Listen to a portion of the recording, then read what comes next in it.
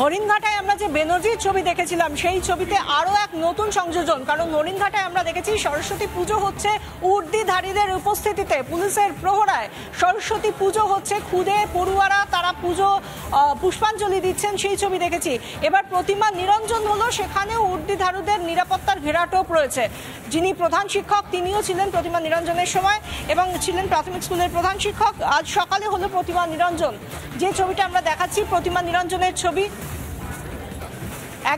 একদিকে পুলিশি পাহারায় যখন পুজো হচ্ছে হরিণঘাটার এই সরকারি প্রাথমিক স্কুলে, সেই ছবি দেখাচ্ছি আমরা। এবং এই মুহূর্তে দাঁড়িয়ে আমরা যে ছবিটা দেখাচ্ছি তা হলো ডান দিকের ছবি, প্রতিমা নিরঞ্জন আজ সকালে, সেখানেও পুলিশি পাহারা।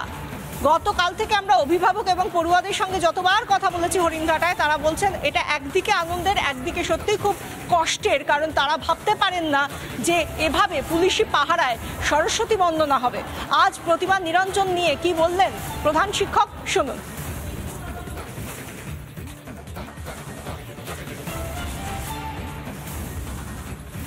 না না না না না স্যার, না না কি বলবেন?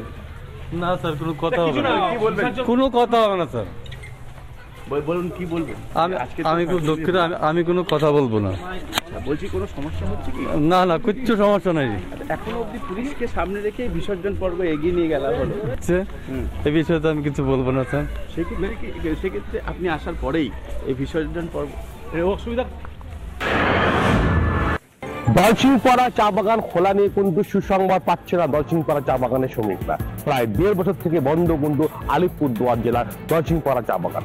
2023 সালে পুজোর পূর্বে যে পুজো বোনাস, সেই পুজো বোনাস নিয়ে বচসার জেরে কিন্তু বাগান বন্ধ হয়ে যায়। প্রায় 1.5 বছর থেকে বন্ধ রয়েছে এই যে দলসিংপাড়া চা বাগান। বাগান বন্ধ হওয়ার পর বেশ কয়েকটি ত্রিপাক্ষিক বৈঠক হয়, কিন্তু সেই ত্রিপাক্ষিক বৈঠক এ মালিক পক্ষ উপস্থিত না থাকায় বৈঠক বসতে দেয়। সম্প্রতি গত 28 জানুয়ারি সমঝোতা করে ডাকে, সমঝোতা করে কিন্তু একটি ত্রিপাক্ষিক বৈঠক হয় এবং সেই ত্রিপাক্ষিক বৈঠকে মালিক পক্ষ শ্রমিক পক্ষ সবাই উপস্থিত ছিল।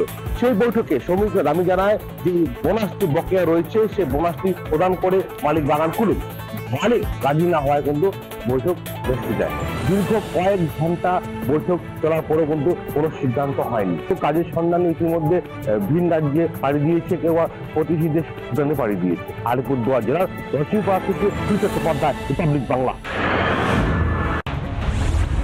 দলের আসল যে আদর্শ সমীকরণগুলো রয়েছে তার মধ্যে আইপ্যাক ঢুকে যাচ্ছে। আইপ্যাক আমাদের অনেক ক্ষতি করে দিয়েছে।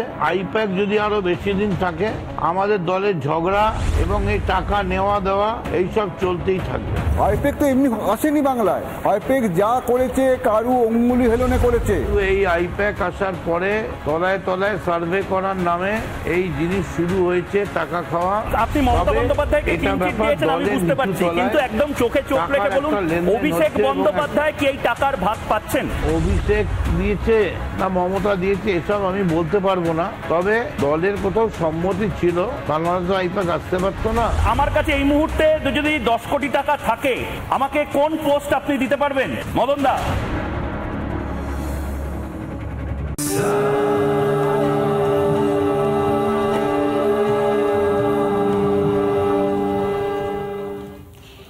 ইতিমধ্যে প্রয়াগরাজে লক্ষাধিক মানুষের ভিড় হয়ে গিয়েছে, কারণ আজ আঁচল সপ্তমীর পুণ্যতিথি এবং এই সময় যেরকম সাধারণ পুণ্যার্থীরা রয়েছেন প্রয়াগরাজে মহাস্নানের জন্য, পুণ্য স্নানের জন্য, সেখানে প্রয়াগরাজে এসে গিয়েছেন উত্তরপ্রদেশের মুখ্যমন্ত্রী যোগী আদিত্যনাথও। এবং শুধু তিনি একা নন, ভুটানের রাজা তিনিও রয়েছেন তার সঙ্গে। কুম্ভে ভুটানের রাজা জিগমে খেসর ওয়াংচুক, মহাকুম্ভে পাখিদেরও খাওয়ালেন যোগী আদিত্যনাথ। যোগীর সঙ্গে গঙ্গারতি করলেন ভুটানের রাজা জিগমে খেসর ওয়াংচুক।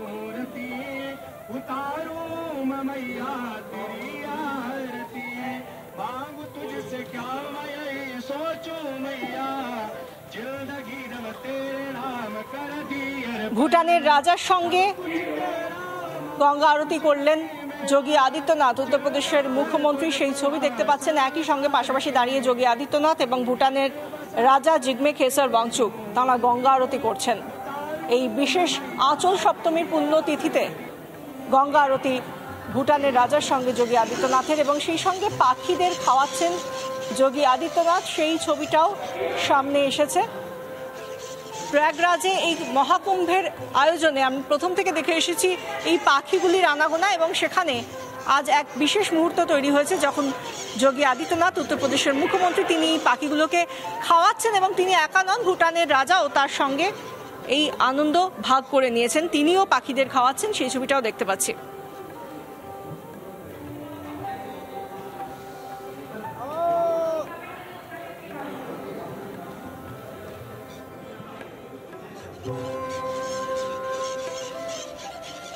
খুব সুন্দর এই সকালের ছবিটা যেটা প্রয়াগরাজ থেকে উঠে আসছে, একেবারে ত্রিবেণীর ছবি, গঙ্গার ঘাটে সেখানে পাখিদের খাওয়াচ্ছেন যোগী আদিত্যনাথ এবং ভুটানের রাজা। আর আজকে যে কারণে এত মানুষের ভিড় মহাকুম্ভে, আজও চলছে পুণ্য স্নান, সেখানে ত্রিবেণী সঙ্গমে পুণ্যার্থীদের ভিড়।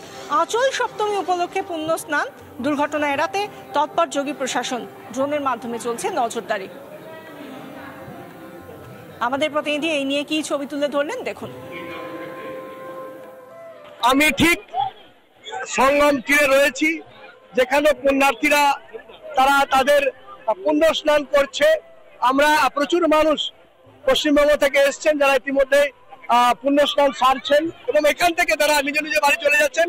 আরো অনেকে দেশ বিদেশ বিভিন্ন রাজ্য থেকে মানুষ আসছে পুণ্য লাভের আশায়, মোক্ষের আশায়, এবং তারা কিন্তু আমি দেখাবো যে এই যে আমার পিছনে যে সঙ্গমস্থল, সেই সঙ্গমস্থলে স্নান করছেন তারা, পুণ্য লাভ করছেন তারা, এবং মনস্কামনা করছেন। অন্যান্য দিনের মতো ভিড় কিন্তু রয়েছে, যদিও কম রয়েছে, এবং প্রশাসনের লোকজন যাতে কোনো জটলা না হয় তার দিকেও নজর রাখছেন। পুলিশ প্রশাসন তারা কিন্তু জটলা সরানোর কাজ করছেন, সেই ছবি ধরা পড়ছে, এবং যাদের স্নান হয়ে যাচ্ছে তারা যাতে তাড়াতাড়ি সরে যায়, এবং প্রত্যেকে কিন্তু এখানে এসে খুবই উৎসাহিত, আনন্দিত যে তারা পুণ্য স্নান করতে পেরেছেন। আমি আনন্দমোহন ঝা, রিপাবলিক বাংলা, তীর্থরাজ প্রয়াগ।